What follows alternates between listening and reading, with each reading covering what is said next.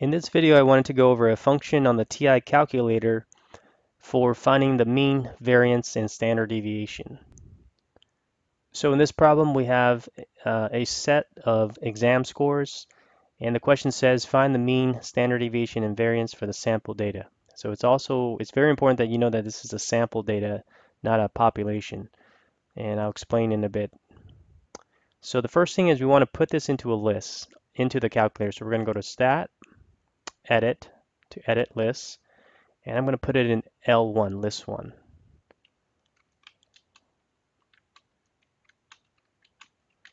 Okay, so I have my list here.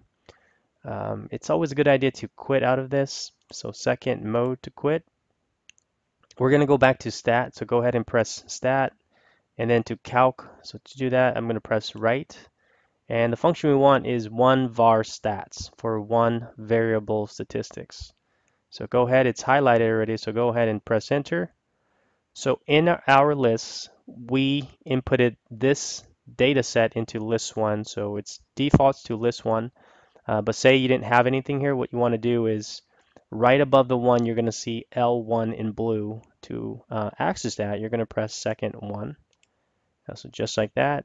We're going to leave the frequency list blank for this problem because we only have a list of data, only one list.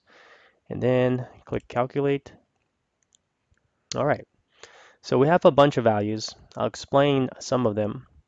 The X bar here is our sample mean, or our mean.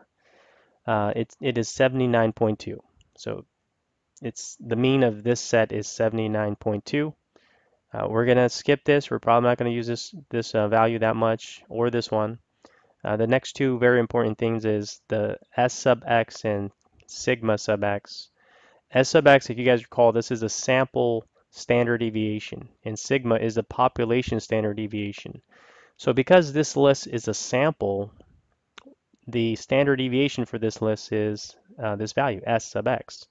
So approximately 8.0 if we're rounding to one decimal place. All right. Had this been specified or if it was declared as a population, then you would need to use this value sigma. So what about the standard deviation? So standard deviation, I'm sorry, the variance. The variance is not given to us. But if you guys recall from class, there is a relationship between standard deviation and variance. And that is, once you have the standard deviation, you need to square the standard deviation to get the variance. All right, so go ahead. I'm going to square this number. Always a good idea to round. To be safe, you can go as far as 4 decimal places. 5 decimal places fine as well. So I'm only going to go up to 4 decimal places. So I'm going to do 8.0436 and then raise it to the second power. So the raising function or the exponent function is right here. It's the caret button. So we're going to press that and then we're going to square it, which is to the second power. So that is the variance. So 64.7 if we're rounding to one digit or one decimal place. Okay, so what if you have a TI-83? So TI-83, very similar. You're going to press on, you're going to press stat, and then press edit to create a list. I've already inputted this, so I'm going to go ahead and quit out of that. So second mode.